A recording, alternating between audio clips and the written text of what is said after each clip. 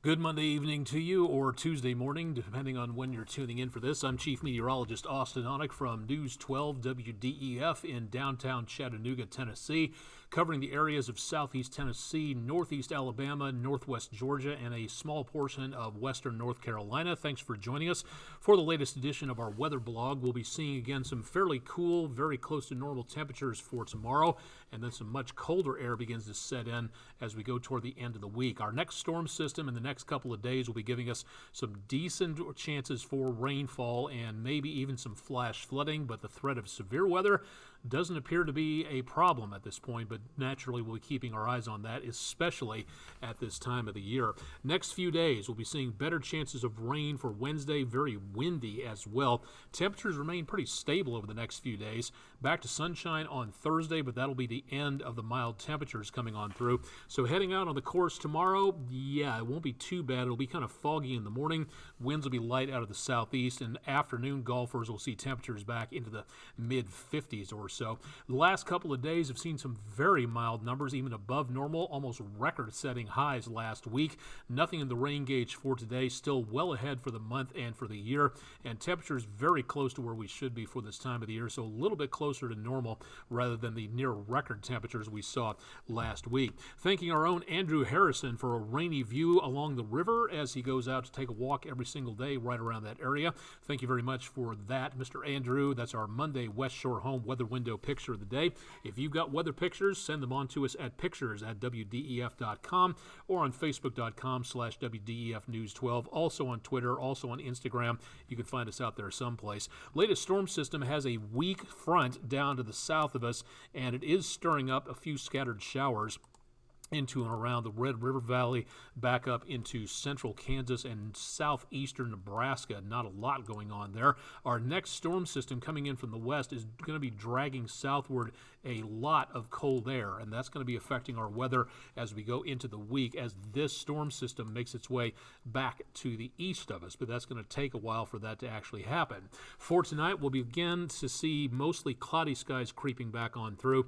Lows in the mid to upper 40s, maybe a speckle of rainfall, but I think the computer's a little overeager in throwing in these chances of rain for tomorrow. Back in the lower 50s, again, very close to normal for Tuesday afternoon. Wednesday morning, kids at the bus stop might be able to make their way to school without an umbrella or rain protection, but this stuff, depending on the timing of it, will be getting into this area very close to the time that the school buses roll. Temperatures will be a bit on the brisk side, upper 40s, and there will be those chances of showers out there and maybe some rumbles of thunder right on in through the rest of the day. So expecting again the potential for more rainfall going to and coming home from school. Commute time on Wednesday afternoon and evening looks like that could be a little problematic as well. How much are we talking about? Well, according to one computer model, by the time we hit very early Thursday morning when everything peels out of here, we could be looking at another 2 inches of rainfall, and this is one of the more conservative estimates that we see out across the area when it comes to computer rainfall model out there. We continue to see the potential for flash flooding back to our west tomorrow, but as we go toward the middle part of the week, all that rainfall's got to go someplace, and if it backs up in certain parts of the area, we could be looking at a slight possibility of maybe, again, some flash flooding taking place. So we will be watching that with a lot of interest, so keep it tuned to News 12. Severe weather chances tonight into early Tuesday, well back to our west into the front range of the Rockies and down into the Red River Valley. The chances of storms will be greatest on Tuesday, well back to our west, and then we will see the potential again of just generic random thunderstorms taking place. The heaviest thunderstorms, again, for marginal and slight activity, looks like it's going to be between the Big Easy and down toward the Florida Panhandle, so it does not appear to be a threat for us, but we will see the potential of some more thunderstorms out there. We will also see the potential of colder air heading south, and that will be giving us some much colder weather heading on through. Now notice that the really cold air, at least the bulk of it, is going to be back to the north of us, so we will see a downturn in the temperatures.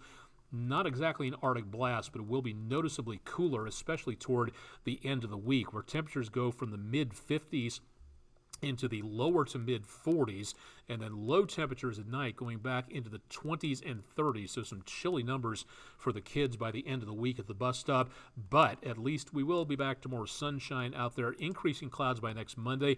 And as we head into and around the area after that, between there and Christmas, that's where we start to see the potential of maybe some winter weather heading our direction, but that is a very big question mark for now. We'll be watching that with a lot of interest, so stay tuned.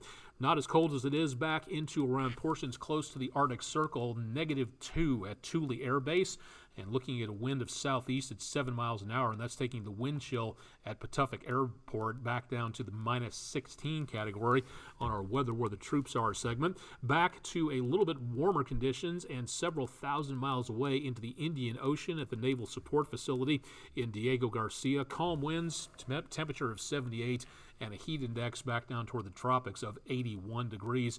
We'll be featuring more weather where the troops are over the next several days and weeks, as a lot of servicemen and women cannot make their way home for the holidays. So stay tuned. If we feature one again here where your friends, loved ones, or relatives may be serving, we'll have a whole bunch more coming up between now and New Year, so stay tuned for that. Want to tell you again about severe weather training. The National Weather Service in Morristown did a good job of going viral for the potential for, again, keeping people safe and teaching severe weather spotter training at home over the computers. Well, the in-person teaching opportunities are now back. The next one for Hamilton County and the Chattanooga area will be coming up Friday, February 10th at 6 p.m. That'll be held at the Memorial Hospital Community Rooms on DeSales Avenue. It is free, as your tax dollars and my tax dollars pay for it, but you must register for this at weather.gov/MRX. That's the three-letter title for the National Weather Service in Morristown on the internet. This is an opportunity for you to learn about severe weather, about what to look for, and how to report that information back to the National Weather Service. It is not a chase course, it is a storm spotter course, and I know that you can read, but a lot of people think that this is a way to start getting out and chasing storms. No, you do not chase the storms here. You learn how to spot, which if you're going to be a chaser, this is where you start learning about things like that. If you'd like to know more about that, you can find out more details on my social media pages and find out more about why chasing is so dangerous unless you know what you're doing. You can find me out there on several different locations, and we'll keep you updated on what's going on in the next several days. Again, really great opportunity to learn more. I've had parents and counselors contact me about kids who have been traumatized by severe weather and are now very nervous about it. I've recommended the Skywarn course for decades so that kids, even adults who are somewhat nervous about severe weather, can learn to have more of a grasp, a firmer grasp on what appears to be a very shaky and very unpredictable situation. The more you know about severe weather, the less nervous you're going to be about something. Panic helps nobody. We do not hype the weather here, and I challenge anybody to tell us how we are hyping the weather. Again, we give you the information that you are looking for to make certain you stay safe. That's what the Skywarn planning does, and if you'd like to know more about that, great opportunity to learn more, so stay tuned. In the next several days, weeks, and months, we'll bring you updates on the schedules so you can plan out when to attend and to get that knowledge in your head and help protect your community. It's a good opportunity to do so please consider becoming a Skywarn volunteer, and that'll help your community out, help you out, help everybody else out around the area. Your information is the type of thing that the National Weather Service can pass along to folks like me and my compatriots, so that when we are doing severe weather, we can tell them a Skywarn spotter spotted this or that at this location. It's moving this way at this speed. People in this area need to watch out for what's going on. Your information could help save a life, so please consider that somewhere down the line. Questions, concerns, ideas, critiques, if you absolutely must, you can find out more at wdef.com/weather, or you can contact me directly at aonic@wdef.com to let me know about what you're thinking out there. I'd be glad to hear from you. Let us know again what we can do to help make this experience on the Weatherblog more interesting and directly important to you. I'll have more details on your forecast tonight. Chip Chapman has an update coming up bright and early on Tuesday morning. And again, stay tuned for more at wdef.com/weather, and more coming up later on News 12. Thanks for joining us for the latest edition of News 12's Weather Overtime Video Weather Blog.